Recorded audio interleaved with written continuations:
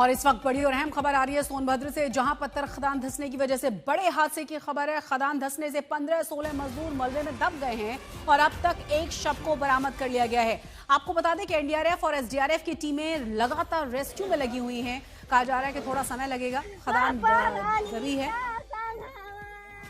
परिवार वालों का रो रो कर बुरा हाल है, क्योंकि 15 और मजदूर ऐसे बताए जा रहे हैं जो खदान में दब गए हैं, जिन निकालने और राहत और बचाव के काम के लिए एसडीआरएफ और एनडीआरएफ की टीमें पहुंची हुई हैं। लगातार काम जारी है। एक शव को इस घटना में बरामद कर लिया गया है। सोनभद्र से यह खबर है और आपको बता दें कि ये पत्थर की खदान है जहां पर बड़ा हादसा हुआ है। खदान धंस गई है और अचानक से हुए इस हादसे में 15 से 16 मजदूरों के दबे होने की जानकारी मिल रही है, जिसमें एक मजदूर के शव को बाहर निकाल लिया गया है।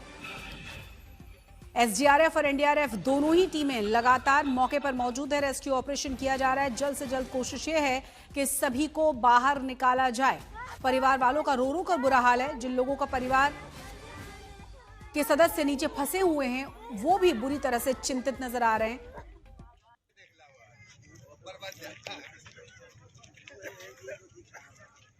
रेस्क्यू ऑपरेशन में कितना और समय लगेगा इसके बारे में ज़्यादा जानकारी नहीं मिल पाई है, क्योंकि मुश्किलें बहुत ज़्यादा हैं। और आपको ये भी बता दें, जानकारी जो मिल रही है वो ये कि 15 से 16 लोग अभी भी इसमें फंसे हुए हैं। ये पत्थर की खदान है जो धंस गई है। 15 मजदूरों के दबे होने की आशंका बताई जा रही है। एक शव को बरामद कर लिया गया है और मलबा हटाने का काम लगातार जारी है। एसडीआरएफ साथ ही साथ एनडीआरएफ दोनों ही टीमें लोकल प्रशासन के साथ मिलकर मलबा हटाकर इस रेस्क्यू ऑपरेशन में इन लोगों को बाहर निकालने के लिए जुटी हुई हैं।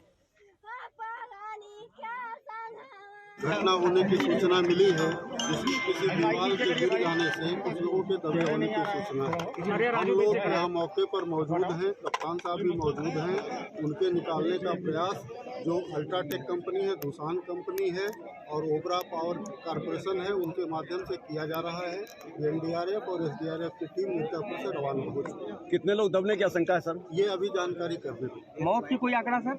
हमारे पास इसकी कोई अभी सूचना नहीं है। अब देखिए किसके वजह से लापरवाही हुआ है, जबकि जिला प्रशासन की तरफ से और क्रेशर एसोसिएशन की तरफ से, सारे लोगों की तरफ से यह सबको सूचना था कि 15 नवंबर को पूरा जो भी काम है सभी कामें बंद रहेंगे। और सभी लोगों का 3 दिन से हमें जैसा पता था कि 3 दिन से सारा काम ठप है, लेकिन अब किसके लापरवाही से, किसके कहने पर यह काम शुरू किया गया और इतना बड़ा जो घटना हो गया, तो अब वो जांच का विषय है। जांच जो होगा, जो दोषी पाए जाएंगे। अब जैसे अभी मौखिक तो बताया जा रहा है कि 12 लोग को बताया जा रहा है। अब तो जब मलबा हटाया जाएगा तो मौके पर क्या है, अब सच्चाई सामने आएगा। जानकारी के साथ हमारे संवाददाता कुमार अभिषेक जुड़ गए हैं। अभिषेक, क्या जानकारी और मिल पा रही है और क्या ये साफ हो पाया है कि लगभग कितना और समय लग सकता है इस रेस्क्यू ऑपरेशन को खत्म करने में?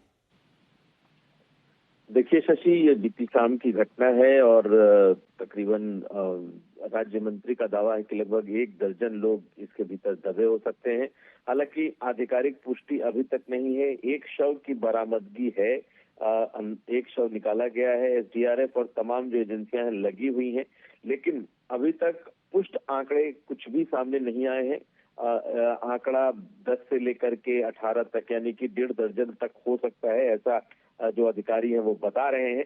लेकिन चूंकि ये बहुत ही दुर्गम क्षेत्र है, बिल्ली पहाड़ का इलाका है ओबरा का, जहां पर स्टोन चिप्स की खदानें थी और उसी खदान के धंसने से यह हादसा हुआ है। बताया जा रहा है कि इसमें काफी वक्त लग सकता है, लेकिन सरकार की तरफ से एसडीआरएफ और तमाम टीमें लगी हैं।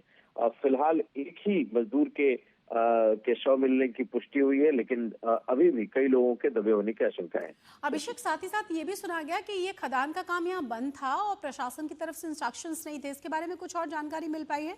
3 दिन से यहाँ काम नहीं चल रहा था, फिर किसके कहने पर शुरू हुआ, कौन जिम्मेदार है, इसके बारे में कुछ और ज्यादा जानकारी?